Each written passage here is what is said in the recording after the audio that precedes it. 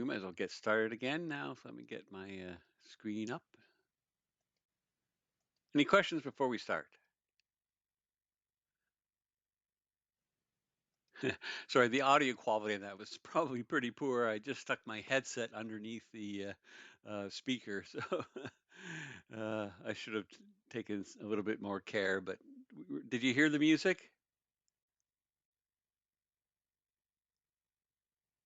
Anybody? No? Okay. Anyway, sorry about that. It probably was pretty crappy quality sound, but interesting. All right. So the next two steps here, I think we can get through them both. What we're focusing now, see, we've seen how easy it is to get data into Excel. So in both of these cases, you could put this out into an Excel spreadsheet. I'm going to focus just on getting it up on the screen inside the application. What we'll often do in the end is actually both, right? Show it in a view first, and then I'll often stick a button maybe in the upper right-hand corner or something like that, so they can click if they want to download it in an Excel format as well, right? But the real focus of the next two lessons is doing actual group by queries, right? Where we're summarizing data, because I say here, businesses live on summary data, right? Doing some kind of analysis using our aggregate functions, a good old sum, average, min, max, count, those things. Spent quite a bit of time working with these when you first learned SQL because it's so important, right? It's the kind of thing that in the end, gets your client whipping out the checkbook and asking how many zeros to put on the check they're writing to you, because it's the kind of stuff that businesses thrive on. Absolutely. Okay. So our first one here, we're just going to look at actually using LINQ itself. And it was mentioned in our discussion of LINQ at the start of the course, but we've never actually done any work up to now using actual group by within a LINQ query, right? And as long as it's not too complex, it's a nice way to go about it. But for more tricky situations, especially if you get into outer joins and subqueries, we're going to go with our final technique, which I'm going to show you today. Is that's actually creating a view, yes, with good old SQL, a view in the database and pulling the data in from that. But first of all, we're going to play around with LINQ. Okay. So as I say here, businesses, clients love summary data. Yes, we can do group by in SQL and so on, right? Essentially, it's essential for summarizing data, et cetera, right? Now, as I mentioned in our last example, we pulled data from a LINQ query, but we put it into an anonymous type. There are very often advantages to creating view models instead, and we're going to do that this time around. So I've got my copy paste file ready. Here's our project as we left it off. Okay, once more, I'm going to close everything up to start fresh with a clean screen here, right? Okay, so following along in step 17, we're going to first of all add a view model. So I'm going to come down. We already have a folder because we've created a couple view models in the past, mainly for when we have our many-to-many, we want to show options, either checkboxes or list box options, right? That's why we made view models before. Remember, a view model is just a class that isn't one of our entity models that we actually have that relate to a table in the database, right? I'm going to call this appointment summary view model. I'm going to follow my habit of putting the letters VM at the end. It just makes it very obvious to me that it's a view model and not an entity model, right?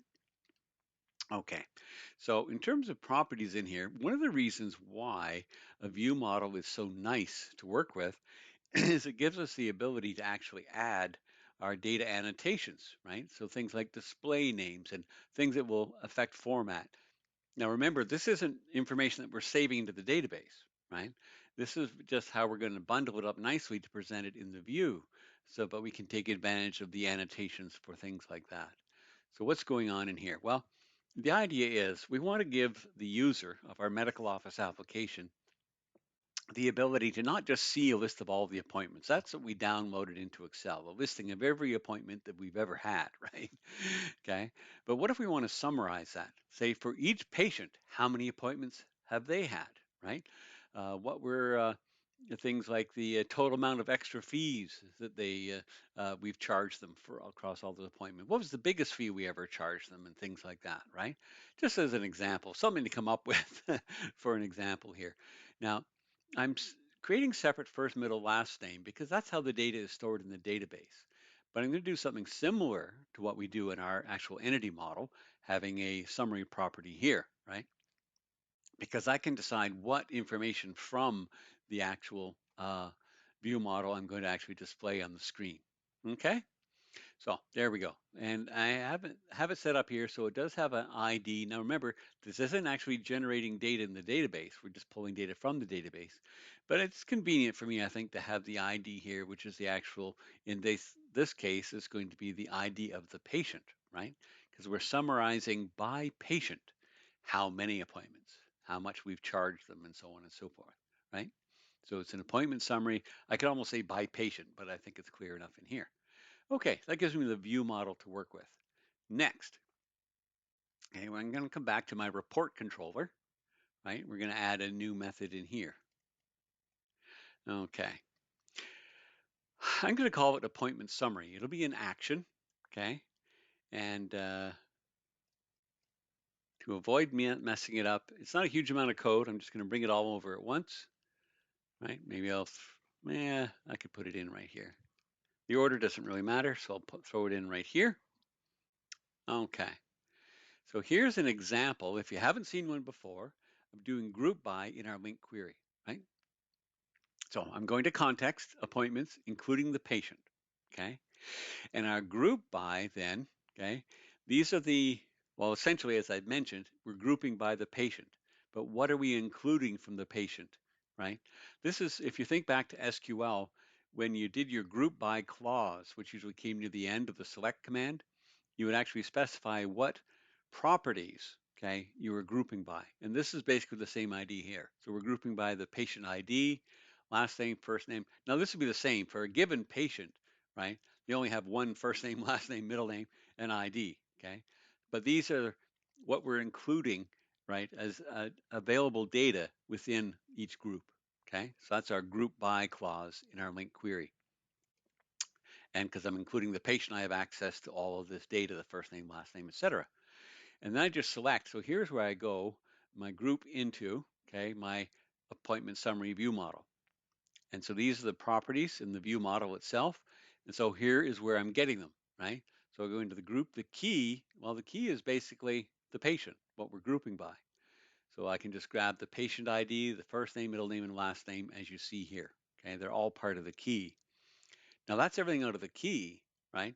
So for the number of appointments, I just go to the group and do my dot count. Just count how many there are, because each one is actually an appointment. We're grouping by the patient, but each record is coming from what? It's coming from appointments, right? Total extra fees. We're grouping by the patient, but we're summing up the extra fees, okay, for all the appointments, again, grouped by the patient. Maximum, I could do minimum as well, but I mean, what's the point, right? You get the idea. So that's basically how you can throw together a simple group by as part of your LINQ itself. Now, when it's done, right, remember, even the same thing was true if you create a view, for example, in SQL, you can't add an order by clause to a view. You have to do it afterwards. So it's kind of the same idea. We define the query and then we can add our order by. So I'm going to order by last name and then first name. And that's it. That gives me my data.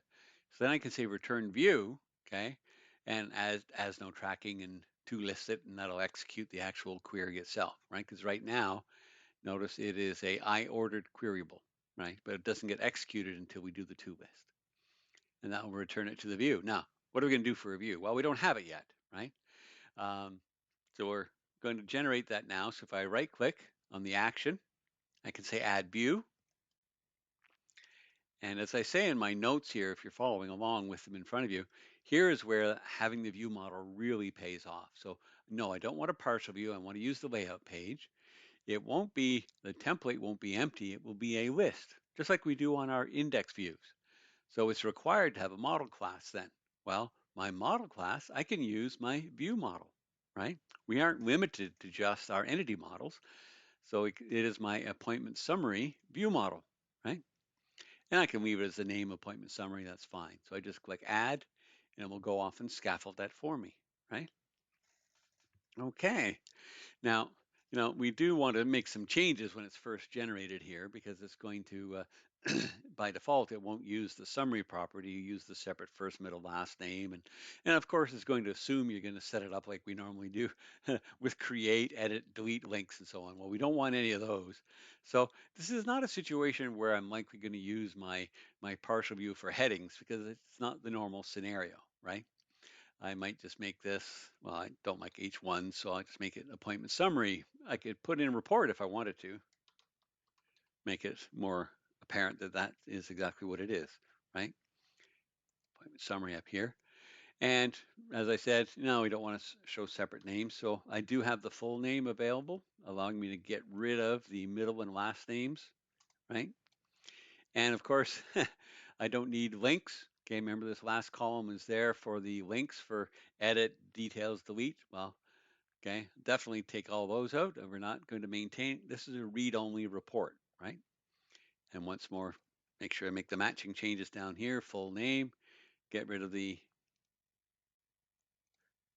middle and last. Okay, now they match each other, right? So that's good. So that's the basic changes I want to make. All right. Now we'll need a nav link as well in our layout page. So let's do that next. Come down here to the shared, come to our layout. Okay.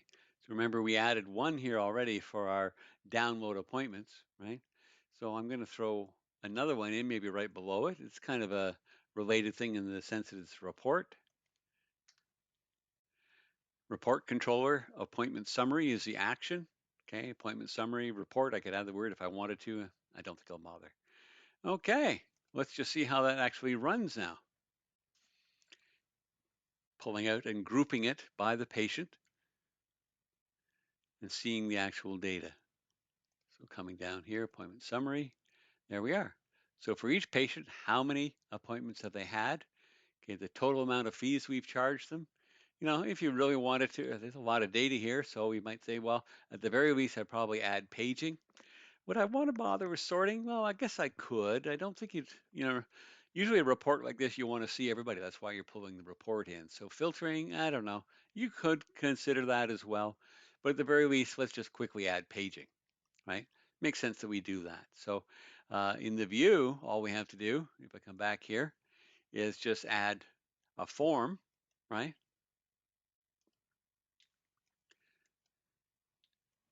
And then at the end, we'll close off with our partial view and the closing form tag, our partial for paging.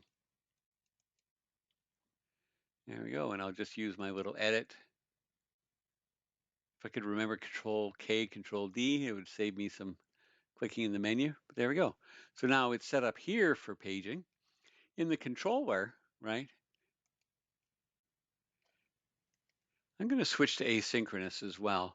So the LINQ query doesn't change at all. I'm just mainly adding the code here for the paging itself, which isn't really much. Just really a matter of our two parameters for page and page size. And then down here, our usual lines of code for getting the page size, right? Remembering it, okay? In our cookie, uh, allowing our drop-down list of page size ID, and then our paginated list takes our query that we defined up here and then passes that to paginated list so we get one page of data at a time. All right. So that should actually just give us a little bit more manageable presentation of the data.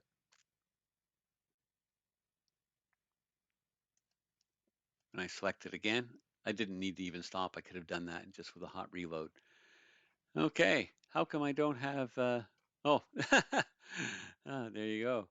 I must have messed around with it earlier. There we are. So here's our paging is working, right? Perfectly fine. And at least we have our paging and we can change the page size as we so desire. All right. Now, as I mentioned, something you might be tempted to do is maybe up over here in the corner, throw a button to click to download this data in Excel format, right? A nice thing to add to it. But basically the most important focus of the lesson was how to do the group by query and seeing the advantage of having the view model. It made it much easier to pull the data into it and then much easier to generate the actual view. Wow, that was a quick one, right? But that basically is our lesson 17, okay, or step 17. Any questions?